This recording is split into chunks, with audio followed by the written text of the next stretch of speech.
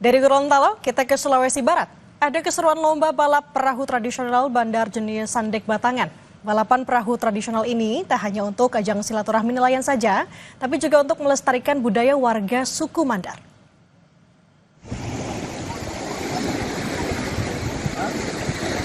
Lomba balap perahu tradisional suku Mandar jenis Sandek Batangan digelar di pesisir pantai Mampi, Desa Galeso, Kecamatan Wonomulyo, Polewali Mandar, Sulawesi Barat.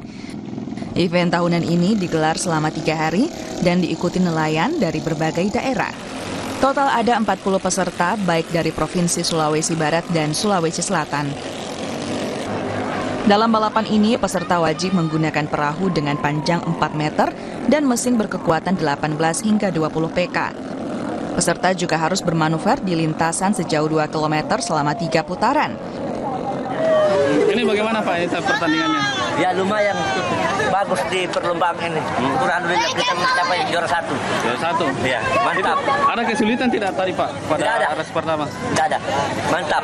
Tadi langsung maju. Memang sudah sering mengikuti event seperti Sering sampai ke Pinrang ke Pasangkayu. Sering dapat juara Pak? Sering.